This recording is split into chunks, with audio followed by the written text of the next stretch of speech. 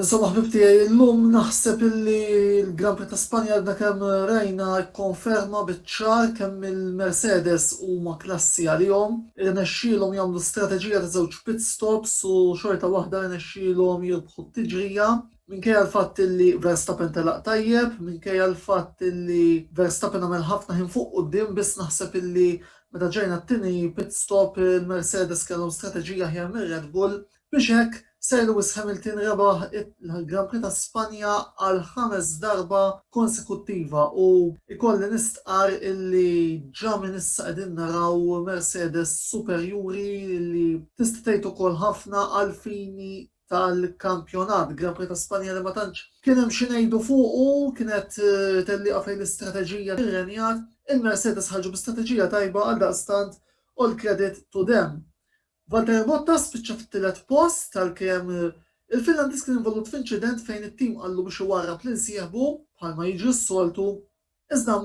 kien hemm momenti fejn isu Bottas kien qed juri snienu u fil-fatt kien qed jaħsibha biex iħalli warrab anke l-mod kif warrab waqt it-tellieqa kien naqra mod ta' bil-fors. Waħda mill-istilel li kellna fit-tiġrija tal-lum bla dubju kienet Charles Leclerc illi fl-Anto Pagelli ta' dan nista' ntikum garanzija minn issa illi iċ-Charlie ser jirċievi voti għoljin. Leclerc beda tajjeb, sansita kien fit-tielet post, iżda mbagħad kellu jċedi postu għal Bottas u rnexxielu jżomm ir-raba' post. Riżultat kreditabbli ħafna għal Ferrari li illum tista' tgħid ikkonfermaw li kellhom pass aħjar minnha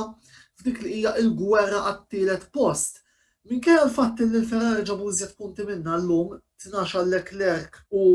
6 għal Sainz kontra 8 u 4 li ġibna aħna il-McLaren, is-sewwieq li ġab 8 punti din id-darba kien Daniel Ricciardo illi jagħmel telqa tajba, telaq tajjeb ħafna ukoll fil-fatt kien minnhom li kien fil-5 pożizzjoni u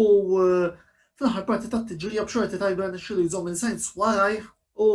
anke l-kummenti li bdejt nisma' waqt it-tellieqa mill-radio box rajt Ricciardo żjed konfidenti fil-fatt anke wara t-tellieqa li t-tim tiegħu qallhom ġejjin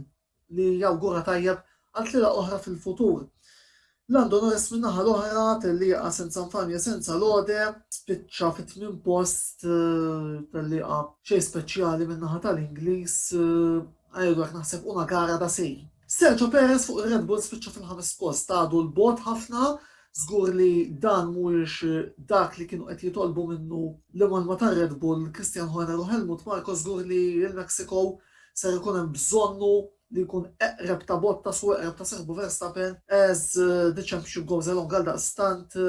il-pressjoni żgur li qiegħda fuq il-sewwieq Messikan għal dawn it-tlielaq li ġejjin. Telaq tajba kellu wkoll Pierre Gasly li minkejja li telaq lil minn postu u kellu jsofri 5 sekondi ta' penali ta' rnexxielu anke fl-aħħar parti tat-tiġrija profitta mit-traffic jam illi kkawża Fernando Alonso biex eventwalment spiċċa l-10 u Esteban Ocon riżultat tajjeb ieħor għall-Alpin il-Franċiż spiċċa fid-9 pożizzjoni. Sewwieqa oħra l-forsi nista' nsemmi kien hemm Kimi Raikkonen li spiċċa fit-12 post wara li wkoll kważi laqgħet inseħħbu Giovinazzi u Fernando Alonso li kellu tellaq appuntu diżappuntanti fl-aħħar marru t-tajers u spiċċa fis-16 post. L-unika sewwieq li rtira kien Yuki Tsunoda tal-Alfa Tauri bi problemi ta' magna. 15 oħra se mmorru għal dik li hija l-iktar tellieqa li nkun qed nistenna minn sena l-oħra, il-Grand Prix ta' Monte Carlo, u it-tim ta' Red Bull żgur se jkun taħt pressjoni hekk kif il-vantaġġ issa fil-klassifika tas-sewwieqa se taraw ukoll fis-sigla finali tela għal 14 punt, 94 għal Sir Lewis Hamilton u 80 għal Verstappen fil-waqt li fil-kostrutturi ir-Red Bull bdew jinqataw 141 għal Mercedes u 112 għat-tim ta' Red Bull. Wara daw it-tnej il-vantaġġ li għandna l-McLaren bħalissa ta' 5 punti fuq il-Ferrari għal daqstant wara dawn it-tnej it-soltu play for nemmen li se tkun taqtija tajba ħafna anke fit-toroq leġġendarji ta' Monte Carlo. Għalissa nqaf hawnhekk, l-Anto Pagelli joħorġu għada fit-tlieta bħas-soltu il-bqija komplu kienu fuq in-netwerk tagħna, komplu seguna sew fuq Facebook kif ukoll fuq dan l-istess channel ta' YouTube ħaq l-erba' minn Inter Roma volder il-video li jmiss ser ikun l-analiżi ta' Inter Roma l-erba' filgħaxija u mbagħad l-intervista tal-ħamis u komplu segwu wkoll is-sit uffiċjali tagħna għal iżjed aħbarijiet fejn iktar aħbarijiet ngħidulhom aħna fit-tul. Kif tlestu minn dan kollu, ngħidilkom jiena għamlu li xjaten tridu.